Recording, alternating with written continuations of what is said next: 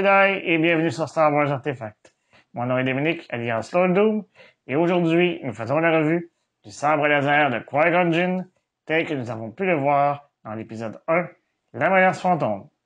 Le sabre laser de Qui-Gon a été mis en vente au même moment que le sabre laser version Jedi du Code Dooku, soit à la toute fin d'octobre 2022. Le lancement a été fait en lien avec l'arrivée de la série animée Tales of the Jedi. Il était possible d'en faire la précommande sur le site shopdisney.com.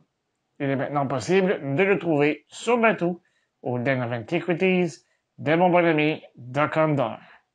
Il se vend au coût de 170 crédits, soit 225 $ canadiens ou 160 €. Sans plus tarder, procédons à la revue. Tout d'abord, regardons le boîtier d'un peu plus près. La première chose que l'on remarque est qu'il s'agit du plus grand des deux formats de boîtier de sabre Legacy. Au centre, on y retrouve le logo de l'Ordre Jedi.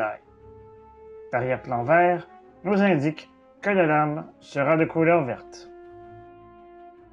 Une fois le boîtier ouvert, on peut y apercevoir le sabre sur le tissu noir. Le design du sabre est relativement sobre. À l'exception du bouton rouge, il est principalement de couleur noire et gris métallique. Le sabre est entièrement fait de métal. Ceci en fait un des sabres laser Legacy le plus lourd de la série jusqu'à présent. Le manche, sans lame, peut pratiquement servir de matraque à lui seul. Sous le tissu noir, on y retrouve un fil USB, ce qui nous indique qu'il s'agit d'un sabre rechargeable. Avant d'analyser le sabre, n'oubliez pas de vous abonner à la chaîne, de cliquer sur la petite cloche afin de recevoir des notifications et de liker la vidéo afin de m'aider à poursuivre mon travail. Vous pouvez également me suivre sur Facebook, Instagram et Twitter. Tous les liens sont dans la description au bas de la vidéo. Regardons maintenant le sabre d'un peu plus près. L'émetteur est relativement simple. Il est constitué d'un anneau fait d'aluminium brossé et tout le reste est de couleur noire. 6 anneaux ont été gravés afin de donner un peu de style au sabre. Sur la portion centrale, on y retrouve un bouton rouge qui sert bel et bien d'activateur. C'est à cette hauteur que l'on commence à remarquer la portion faite de métal brossé qui recouvre particulièrement l'arrière du sabre.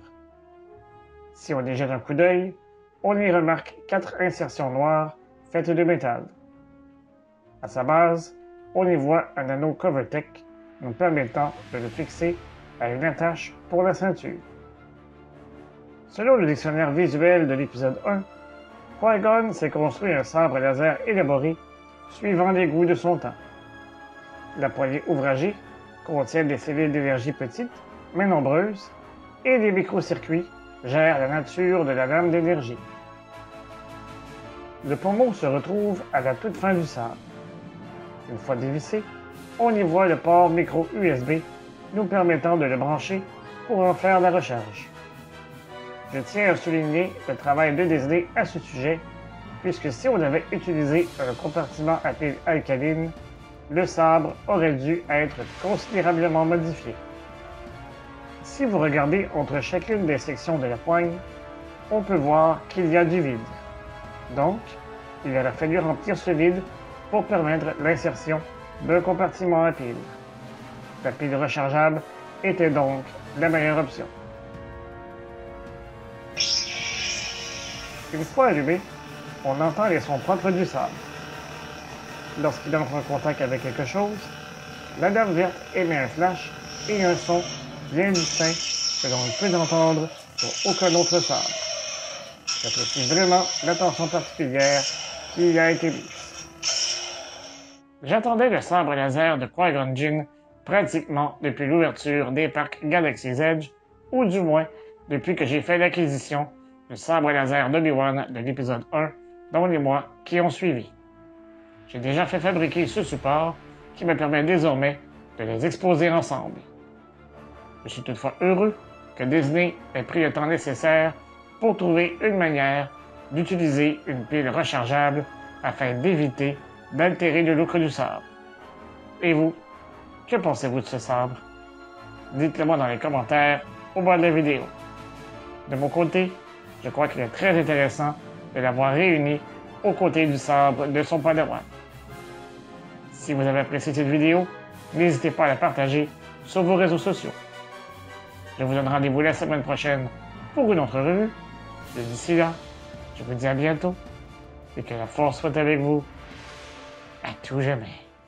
Remember, the Force will be with you, always.